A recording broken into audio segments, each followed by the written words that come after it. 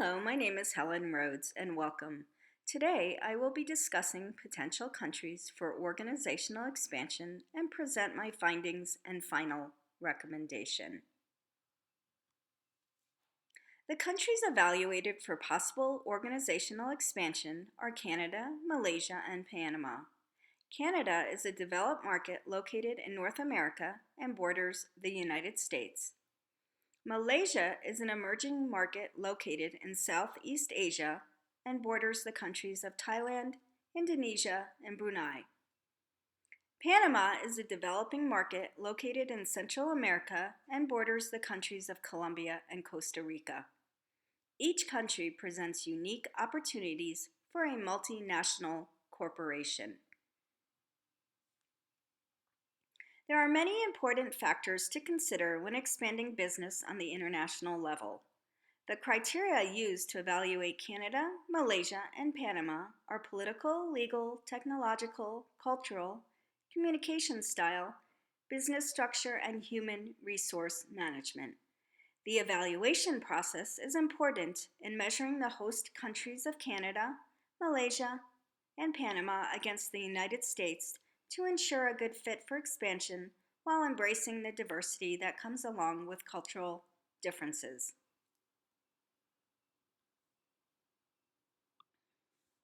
A country's political system impacts a multinational corporation's business decisions. It will affect how the company carries out operations, and therefore it is important to be knowledgeable about governmental systems and practices in a host country.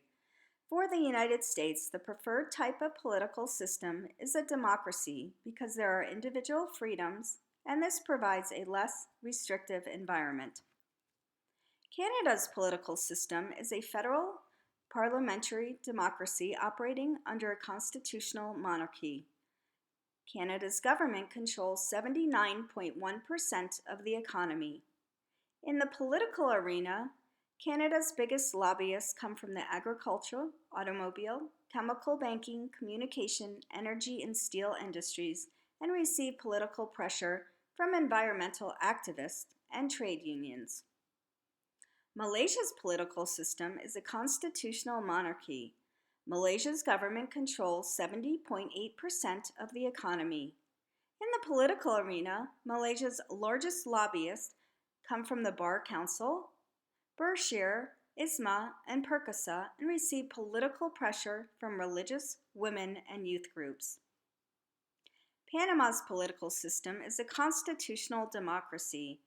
Panama's government controls 64.1% of the economy. In Panama, political pressure comes from various councils and associations dealing primarily with industrialists, workers, private business, and construction.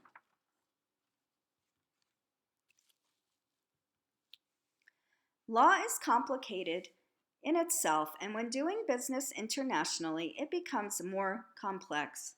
Before expanding internationally, corporations must carefully consider both international and federal law. The United States operates under a common law system, and it is easier and more familiar for multinational corporations to expand into a country that has the same type of law because negotiating under different types of laws can slow down product launches and increase costs. Canada's legal system is based on common law except in Quebec, where civil law is practiced. The Supreme Court is the highest court in the country and consists of 8 judges and 1 Chief Justice. Canada is a member of the United Nations and accepts International Court of Justice jurisdiction with reservations. They also are a member of the World Trade Organization. Malaysia's legal system is based on common law, customary law, and Islamic law. The federal court is the highest court in the country, and its hierarchy consists of both civil and religious courts. Malaysia is a member of the United Nations, however, does not accept International Court of Justice jurisdiction. They are a member of the World Trade Organization. Panama's legal system is based on civil law. The Supreme Court of Justice is the highest court in the country and consists of 9 judges and 9 alternates. Panama is a member of the United Nations and accepts International Court of Justice jurisdiction with reservations. Additionally, they are a member of the World Trade Organization.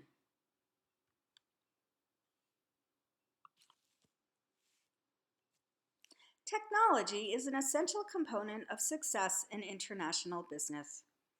Technology is needed to deliver fast and effective communication, efficient and quality production of goods and services, research and development efforts, and delivery of rapid transportation. In Canada, 88.5% of the population are internet users. Transportation of people and goods are possible via airports, railways, roadways, and waterways. Canada has 3 major seaports and 2 major container ports. Canada's top industries include transportation equipment, chemicals, processed and unprocessed minerals, and food. 81.8% of Canada's total population is located in urban areas, allowing companies good access to human resources. In Malaysia, 71.1% of the population are internet users. Transportation of people and goods are possible via airports, railways, roadways, and waterways. Malaysia has 5 major seaports and 3 major container ports. Malaysia's top industries include rubber and oil palm processing and production, petroleum and natural gas, light manufacturing, and pharmaceuticals. 74.7% of Malaysia's total population is located in urban areas, allowing corporations good access to human resources. In Panama, 51.2% of the population are internet users. Transportation of people and goods are possible via airports, railways, roadways, and waterways. Panama has 3 major seaports and 3 major container ports. Panama's top industries include construction, brewing, cement materials, and sugar milling. 66.6% of Panama's total population is located in urban areas, allowing companies good access to human resources.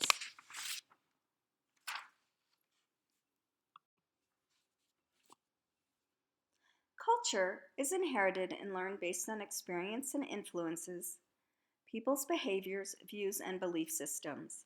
A country's culture impacts the way a multinational corporation runs its business and manages people. To be effective in the global environment, an organization must understand the cultural differences between countries. It is important for international organizations to adapt their business policies according to a country's culture. Canada's culture is influenced primarily by British and French traditions and norms, but also is influenced by the United States. The official languages of Canada are English and French, with most people speaking English. Canada has strong values in regards to equality, social justice, and is tolerant of different cultures and religions. The most popular religion in Canada is Christianity. Canadians are well-mannered, friendly, and comparatively informal, and it is important to use manners and act politely when interacting with them. It is proper etiquette to shake someone's hand when meeting him or her. However, in Quebec, it is common to greet someone by kissing each other's cheeks. In business, it is important to shake a person's hand firmly and to maintain eye contact while doing so. Canadians value their personal space, so it is best to give them 2 to 3 feet distance when speaking to them. For Canadians, being on time to work and meetings is imperative. Work attire is formal and wearing a suit and tie is normal. In a business context, people should avoid talking about the United States as much as possible because generally Canadians feel overshadowed by Americans and may take offense to such conversation. Business communications may be open and expressive, but they should be factual and to the point. During meetings, it is impolite to argue or interrupt a speaker. The people of Malaysia are native Malays, Chinese, and Indians. The official languages are Malay, Bahasa, Chinese, and English, but English is widely spoken across Malaysia. Malaysians have strong family values and hold their elders in great reverence. Malaysians are very loyal and take care of family first, both emotionally and financially. The primary religions of Malaysia are Buddhism, Christianity, Hinduism, and Islam.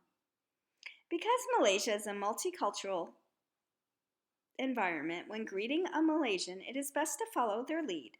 The people of Malaysia are familiar with Western ways and the standard handshake. However, some Muslim females may not be comfortable shaking a man's hand, so it is best to wait for the female to initiate the greeting. Malaysians prefer to be 2 to 3 feet apart from someone they are not well acquainted with when speaking to them. Malaysians prefer direct eye contact unless it is a man speaking to a female, in which case indirect eye contact should be used. It is best to dress conservatively so as not to offend anyone. In Malaysia, establishing business relationships are important and conflict is avoided. Therefore, communication tends to be indirect. Because the emphasis is placed on relationships, maintaining a set schedule for meetings is not as important and time is viewed in a relaxed manner. In business, it is always important to be respectful to authority and remain calm in all situations. During meetings, one should expect silence in between questions and should not rush through a meeting, as cultivation of relationships is important to Malaysians. The people of Panama are primarily a mix of Amerindian and white races. The official language of Panama is Spanish, with about 15% of people speaking English. Most people living outside the capital city do not speak English at all. The religion of Panama is Christianity. It is proper etiquette to shake someone's hand when meeting him or her and standing about 2 to 3 feet apart from each other when speaking. When conversing, direct eye contact is preferred, and it is not uncommon to stare at someone when talking. Business attire is formal, and wearing a suit and tie is normal. In a business setting, Panama's culture is formal, and one should address people using their professional titles, especially if they have college degrees. It is important to be on time for meetings, even though it is common to have to wait for the meeting to begin. Developing relationships and building trust are important, so small talk before a meeting officially starts is common, and it is best to wait for the host to begin the business discussion. Because business is highly regulated, business people are risk adverse and prefer taking a conservative approach in business dealings.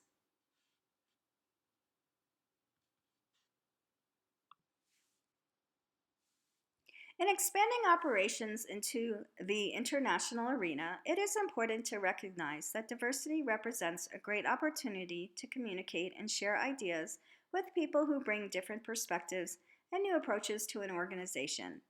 This also presents challenges in a multicultural setting where there can be different expectations concerning management style, group interaction, and modes of communication. Understanding the way a particular culture communicates is key to creating a successful multicultural business environment. And grasping a culture's communication style, business negotiations will run smoother.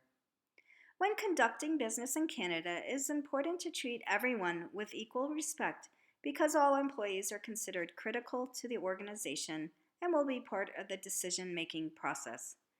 Canadians view business operations as a team effort and communication flows in all directions within an organization. Although the business leader has final say in the negotiating process, it is not uncommon for him or her to confer with the experts on a team for advice. Canadians are open to change and believe risk brings opportunities. Therefore, when implementing new plans, processes, or procedures, they expect employees will take a proactive and positive approach to change. When conducting business in Malaysia, it is important to keep in mind their strict rules and rituals. In this setting, nonverbal communication, such as facial expressions, will have an impact on business dealings, and making the incorrect gesture or expression can be a sign of disrespect to the Malaysian culture. In Malaysia, the role of a business leader is paternal in nature, and that he is protective over his workers and is concerned about his employees in both the workplace and home life. Failure in business will have long-term effects on individuals or the group, so it is necessary to be culturally sensitive when dealing with employees. Although there is some level of collaboration in business negotiations, decision-making in Malaysia is typically hierarchical in nature. It is extremely critical that in the Malaysian work environment, employees are not publicly reprimanded or embarrassed, and it is recommended that employees are coached to participate in a team environment. In working with Malaysian managers, it is imperative that rules are followed, especially in regards to rank and position. Establishing a relationship is more important than an actual business contract, so although an agreement may be in writing, it is open for change. It is important in negotiations to never show anger and remain calm and very patient. In conducting business in Panama, the culture is formal and respect of authority figures is expected. Personal relationships are the foundation for business dealings, and it is important that these relationships are cultivated and respected. Management style is hierarchical and typically does not include lower ranking employees in their decision making process. Like Malaysia, Panamanians are protective over their employees in both their professional and personal lives. Business decisions are conservative in nature and risks are taken only after careful consideration.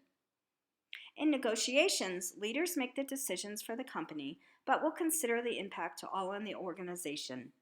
Decisions and agreements are made more on the personal relationship rather than on the business need. Therefore, in Panama, it is important to build trust and be respectful to position. It may take time before agreement is reached because the personal relationship is so essential.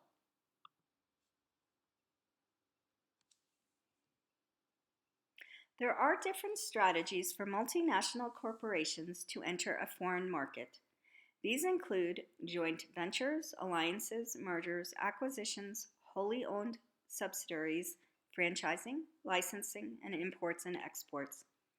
In addition to entering a new market, the type of organizational structure should be determined. This may be an international division structure or a global structural arrangement and utilize a centralized or decentralized management system. Canada and the United States share a very close bilateral relationship, and this is indicated by the high volume of trade with each other.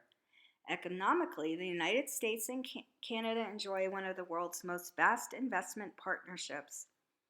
Canada has entered into a free trade agreement with the United States and Mexico, which is called NAFTA. This indicates a high level of cooperation and willingness to do business with American companies. Trade disputes between the countries are normally handled through NAFTA or the World Trade Organization settlement process.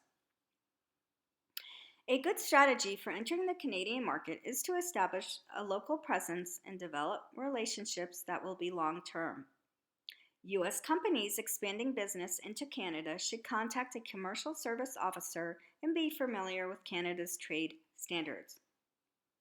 Market challenges in Canada include customs documentation, bilingual labeling, and tightened packaging requirements. There is also increased competition in certain markets such as cosmetics, vitamins, electronics, and furniture. Canada's political arena is much like that of the United States, and that there is little political unrest and most protests are peaceful. On the global scale, corruption in Canada is low, and Canada is part of the United Nations Convention Against Corruption. Establishment of a joint venture in Canada would be beneficial for an American company because Canada has few restrictions on this type of foreign investment. Since Canadian companies operate much like American companies, a decentralized approach to management would be appropriate. This management style would allow access to highly skilled and educated personnel and permit independent decision-making across the organization. Malaysia is an important international and regional partner with the United States in the areas of trade, financial investment, security, environment protection, and educational and cultural relationships.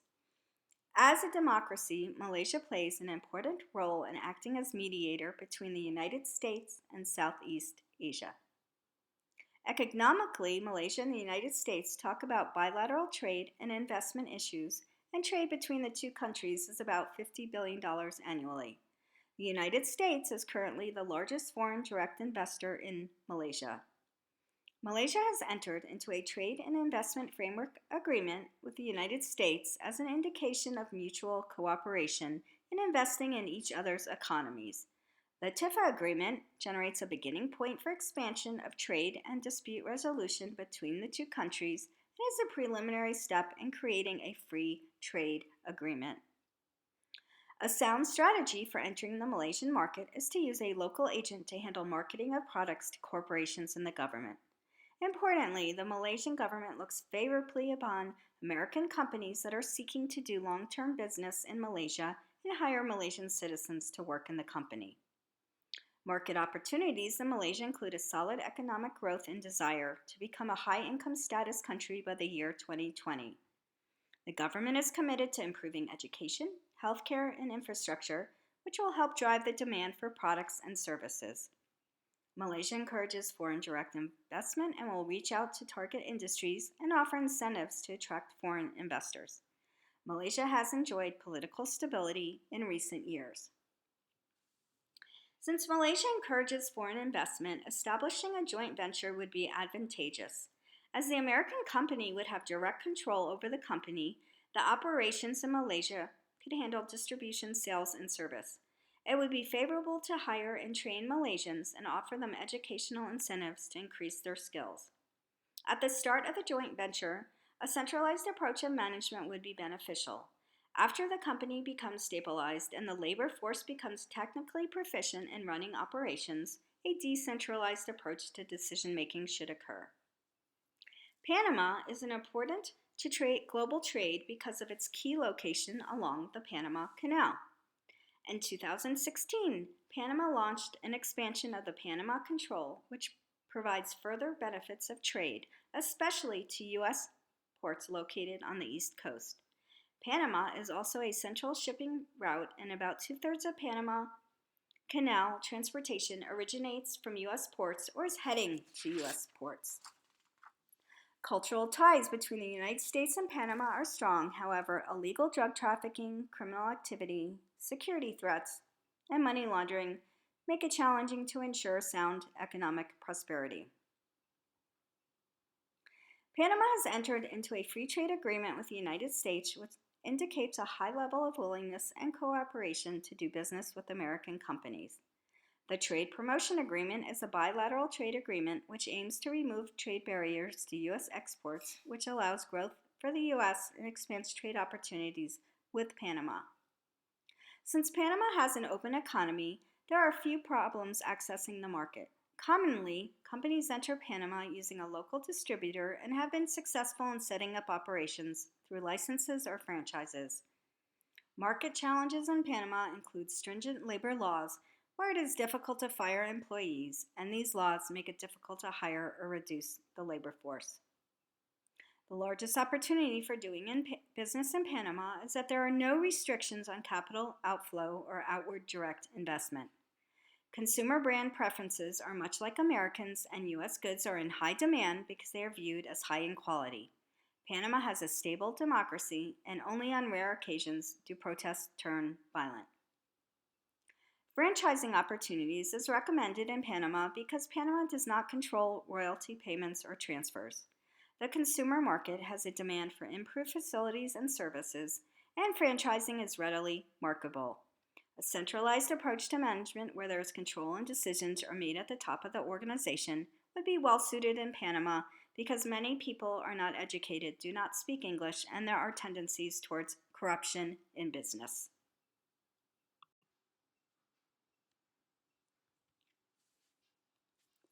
Leading in an international setting presents both challenges and opportunities. Because of cultural differences between countries, a leader may encounter difficulties managing in the host country. There are variables to consider, such as the business structure, communication, and conflict resolution styles and worker motivation. A leader must possess the training and flexibility in adapting his or her style to consider cultural diversity and the opportunities that different perspectives can bring to an organization. The business management style in Canada is decisive but friendly and informal. Canadian managers would rather fit into the group rather than be set apart from their employees. Decision-making is based on input from different experts at a company, but the final decision will be made by leaders of the company. It is common practice for managers and workers to talk with one another and freely share information. Because of this, Canadian leaders should possess strong interpersonal skills. The local Canadian workforce workforce is motivated by its individual contributions to a team, and therefore it is very important for a Canadian leader to clearly communicate both individual and team goals.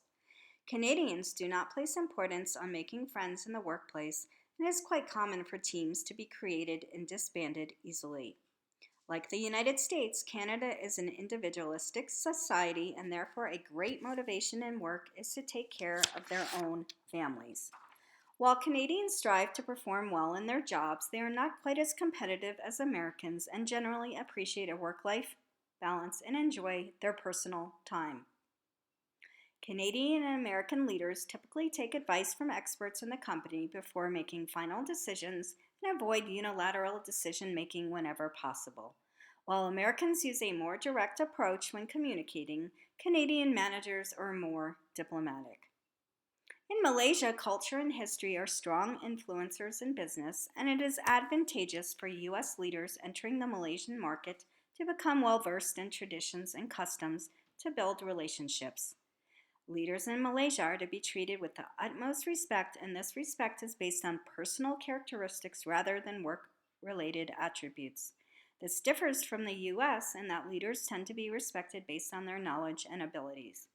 The leader role in Malaysia is viewed as paternalistic, and a manager is expected to take care of their employees both inside and outside of the workplace. It is also very important in Malaysia that an employee is never reprimanded in front of others, as this is considered as losing face. Malaysian employees are accustomed to a hierarchical business structure in which clear lines of roles and responsibilities are defined.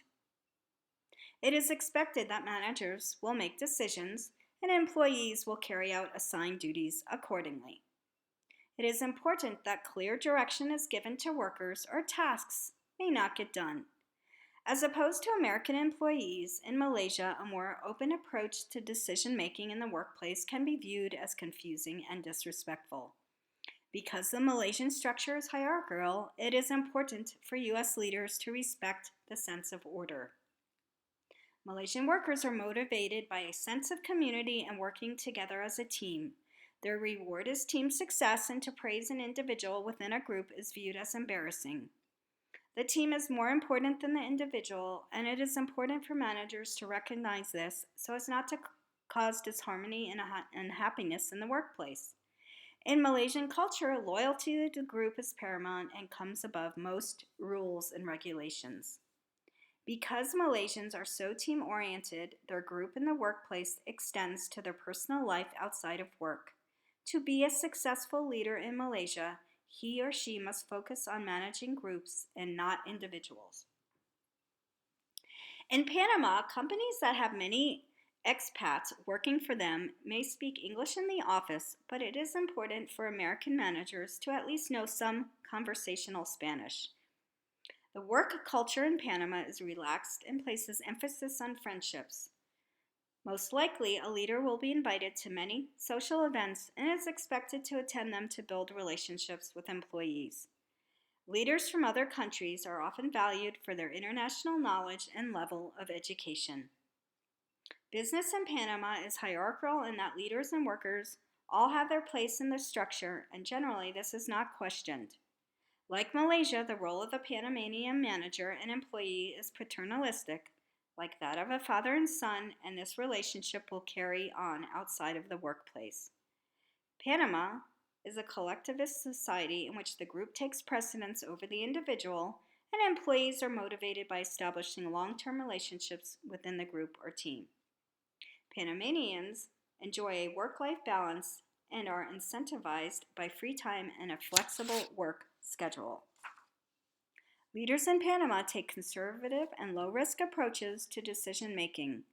It is important for American leaders of a company to realize that business is highly regulated with many rules and change comes about very slowly.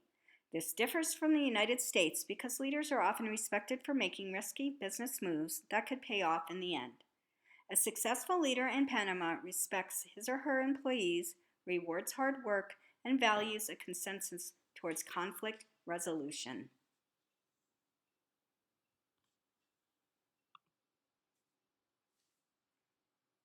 And formulating a strategy for expansion into a foreign country, multinational corporations need to consider both internal and external factors in their planning efforts to capture a competitive advantage in the marketplace. In the international arena, formulating strategy is based on looking at the external environment for possibilities, analyzing a company's internal strengths and weaknesses, and developing goals dependent on internal and external analysis. The results of the formation will lead to a strategic implementation of the plan. In setting up operations in a host country, it is important to evaluate that country's strengths and weaknesses to determine a positive synergy with the home country's strengths and weaknesses. The host and home countries should complement each other from a business perspective.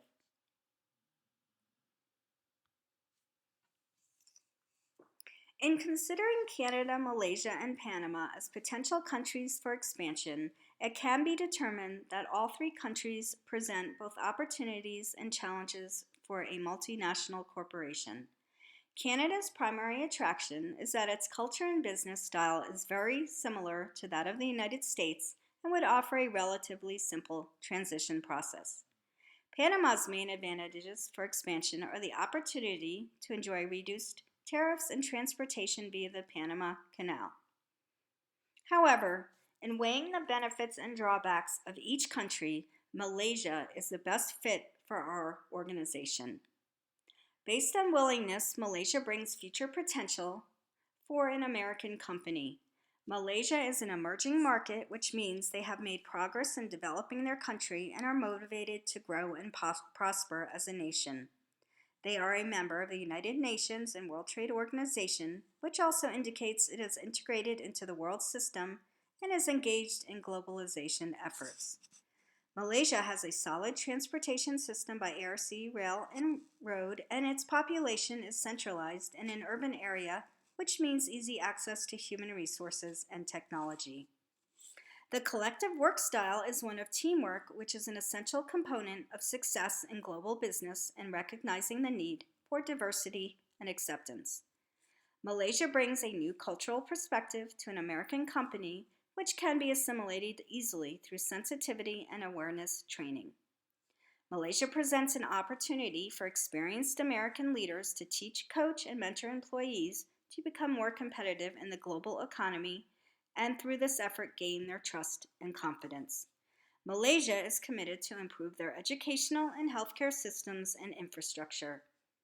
Lastly, perhaps the two most important factors in recommending Malaysia in international expansion is that it encourages foreign direct investment in order to aid in its goal of becoming a high-income nation, and as a democracy can act as ambassador for American companies to open up future opportunities with other countries in Southeast Asia.